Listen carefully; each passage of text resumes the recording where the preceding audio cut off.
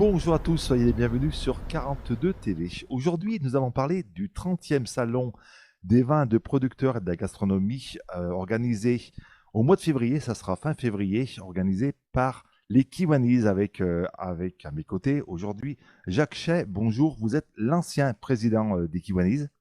Oui, bonjour, effectivement, je suis l'ancien président des Kiwadis. Et puis Roland Duverger, alors vous êtes le président actuel. Oui, bonjour. Je suis le président actuel pour l'exercice qu'on appelle l'exercice 2023-2024. Chaque année, ça change de président. C'est ça, on a une décision à prendre à chaque année de renouveler le bureau. Et le bureau est constitué d'un trésorier, un secrétaire et un président. On va parler des Kiwanis, une association qui est née pas dans la région, c'est une association, on va dire, nationale. Alors l'association est plus que nationale, elle est en fait internationale puisqu'elle est née dans les années 1904, 1915-1916 aux États-Unis, à peu près quand les États-Unis sont rentrés en guerre de la Première Guerre mondiale, et ceci pour venir en aide aux enfants, et aux enfants justement orphelins des soldats qui sont venus mourir sur notre territoire. Voilà, c'est le but de l'association, venir en aide aux enfants. Tout à fait, c'est le but essentiel, c'est-à-dire venir aux enfants. D'ailleurs, notre devise est servir les enfants du monde. En 1987, les Kiwanis Club de Saint-Étienne, l'association est née. Alors une association qui est mixte, on trouve aussi bien des hommes que des femmes. Tout à fait. Donc après être né aux États-Unis, donc dans les années 1916, le Kiwanis a essaimé et est arrivé en Europe, en Europe et en France aux alentours des années 1963, et petit à petit sur Saint-Étienne. Voilà. Donc en France, il y avait il y a quelques années 250 clubs. Malheureusement, quelques clubs sont en train d'avoir des difficultés suite au confinement qu'il y a eu, puisque c'est difficile de redémarrer pour certains. Pas pour nous, heureusement. Et il y a à peu près 4000 membres sur la France. Roland, combien de membres à Saint-Étienne? Alors dans le club actuellement, on est 22 membres. Alors avec des membres plus ou moins actifs du fait de leur âge. Et c'est une des particularités de nos clubs, c'est de renouveler les effectifs. On est confronté à ça comme toutes les associations qui cherchent des bénévoles, des volontaires, etc. Mais actuellement, on a un effectif plutôt conséquent par rapport à d'autres clubs qui sont... Et stable. Oui, l'effectif est stable. On essaye de renouveler. Le renouvellement de nos membres se fait par parrainage. C'est-à-dire qu'un nouveau membre doit être présenté par un membre actuel du club avec un protocole à respecter, etc. Alors, vous organisez le 23 février et le 24 février une grosse manifestation. C'est le 30e salon des vins de producteurs et de la gastronomie. C'est un salon qui est devenu maintenant incontournable. Oui, le salon des vins du Kiwanis de Saint-Étienne est une institution, si on veut dire les choses clairement. Sur la place, on est pratiquement le seul salon de ce type, au moins de par les organisateurs et la façon dont il se réalise. C'est une manifestation basée principalement sur la convivialité, la sympathie entre les membres et entre les exposants et les membres du club. Pour faire simple, on a des exposants qui sont chez nous depuis 30 ans et qui sont devenus des amis, des uns ou des autres. Des fidèles. Des fidèles, on les revoit à d'autres moments de l'année, etc. Donc on essaye de créer un vrai lien avec nos exposants. Les plus fidèles et les récents deviennent fidèles. Et puis surtout avec nos visiteurs, qu'on espère nombreux. Oui. Comme chaque année. Alors 65 vignerons, 150 appellations. Alors il y a du vin, mais il n'y a pas que du vin. On ne trouve pas que du vin dans ce salon. Non, effectivement, il faut pouvoir répondre à toutes les sollicitations du public.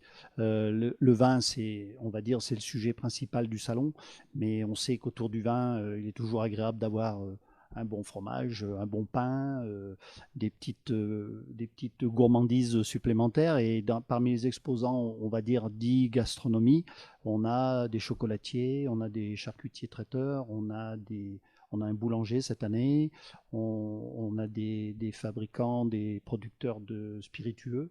Et effectivement, on essaye d'agrémenter le salon et permettre à tous les visiteurs d'y trouver son compte. Jacques, ça a lieu toutes les années maintenant au complexe d'animation des Bords de Loire. Ça fait plusieurs années que c'est devenu le lieu idéal pour organiser ce salon? C'est grand, on se gare facilement.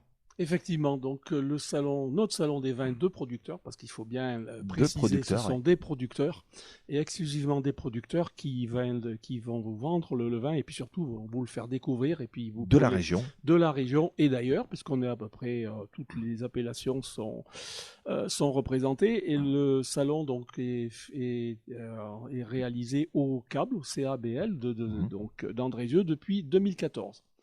Et effectivement, là vous avez raison, c'est une salle qui est relativement grande, mais aussi qui est à notre échelle, à l'échelle humaine, et sur lequel il y a un parking plat à côté, accessible, sur lequel on peut aussi avoir et prêter des diables pour pouvoir manutentionner ces cartons, et en général, et on espère toujours, ces nombreux cartons. Voilà. L'année dernière, combien de visiteurs? L'année passée, il y avait entre 2700 visiteurs à peu près. Des visiteurs qui viennent de la région, ou est-ce que maintenant ça dépasse un petit peu les frontières de la Loire, ça vient de toute la région Rhône-Alpes-Auvergne? Rhône-Alpes-Auvergne, non, ça vient quand même de la Loire et de la périphérie. On a quelques altis algériens, quelques rhodaniens, mais la plupart du temps, c'est des gens du coin, de la plaine du Forêt, de Saint-Étienne, quelques-uns de la vallée de Londaine. Beaucoup sont des gens fidèles, c'est-à-dire que ce sont des gens qui connaissent, des visiteurs qui connaissent le salon, qui viennent en amis, et que ça fait boule de neige, amène d'autres. Mais il y a quand même un très très gros noyau de visiteurs qui connaissent bien notre salon, qui connaissent bien leurs fournisseurs, leurs exposants. Une nocturne, donc 23 février à 22h, ça c'est important, une nocturne. Alors tout à fait, et on y tient énormément à cette nocturne, c'est pour ça que le salon démarre le vendredi, alors maintenant plus à 17h, mais depuis l'année passée à 15h, pour essayer quand même d'augmenter un petit peu les heures, mais le soir il y a une nocturne, de façon que ça soit la soirée conviviale, où les visiteurs peuvent venir entre amis, et c'est effectivement ce qui se passe à la fin de la semaine. On peut discuter, manger, boire, traîner un petit peu...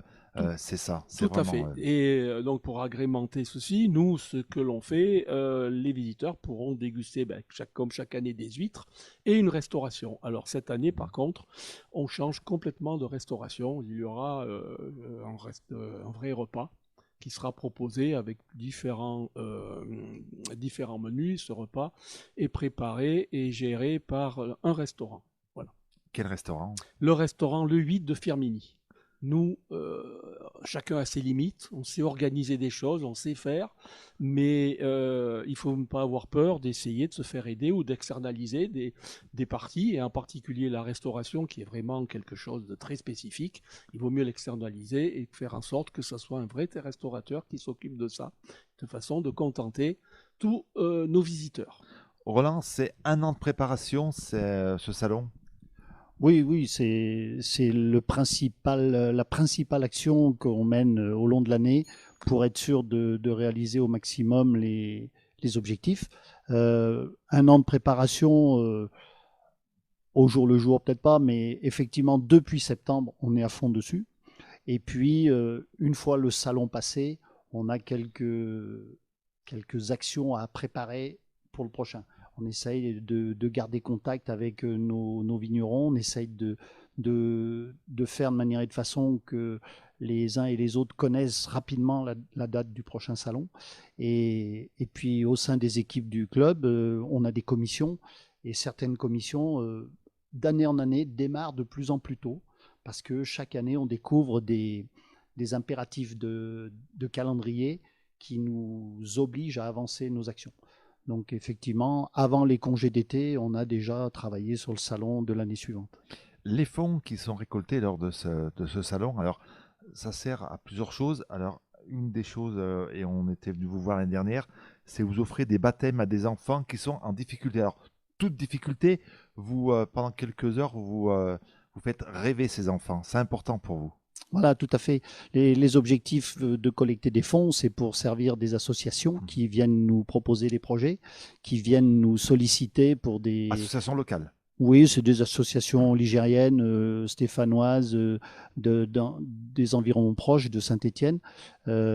Ensuite, on peut avoir des actions bien plus au-delà des frontières du département et de la région, mais on essaye de se concentrer sur notre région. Pourquoi? Parce qu'il y a différents clubs kiwaniens sur le territoire français et chacun a son rayon d'action.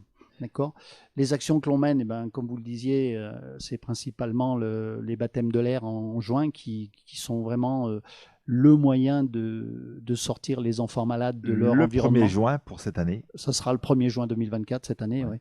C'est le moyen de sortir les enfants de leur environnement hospitalier ou socio-éducatif.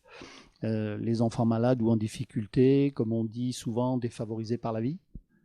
Et on a d'autres actions tout au long de l'année en fonction des sollicitations qu'on peut avoir de nos associations partenaires. Avec des pilotes qui viennent bénévolement. Voilà, tout à fait. On a 4-5 pilotes selon les années qui viennent embarquer les enfants dans 4 avions prévus à cet effet, avec des équipes, chacun à son boulot, pour accompagner les enfants sur le tarmac. Les faire monter dans l'avion, les accompagner pour les rassurer, parce que c'est pas toujours évident de prendre l'avion quand on l'a jamais pris d'abord, et puis quand on est en difficulté ou en petite santé. Donc il y a de la préparation et physique et mentale pour les accompagner jusqu'à l'avion. La plus belle récompense pour vous, c'est le sourire des enfants. Voilà, c'est le sourire des enfants quand ils reviennent, quand ils descendent de l'avion, on a les yeux qui brillent et on voit que ça pétille. Et puis on a des associations qui même nous invitent à un autre moment de l'année et les enfants nous ont fait des dessins où on nous montre sous forme de dessin ce qu'ils ont vécu ce jour-là. C'est vrai que c'est une action très très gratifiante. Le 23 février de 15h à 22h, le 24 février de 10h à 19h, ça se passe au complexe d'animation des Bords de Loire, c'est à Andrézieux. Le prix d'entrée est de 3 €. On sera présent ce jour-là et puis on va vous suivre comme chaque fois tout au long de l'année. Merci beaucoup à tous les deux et on se dit, nous, à très vite. Au revoir.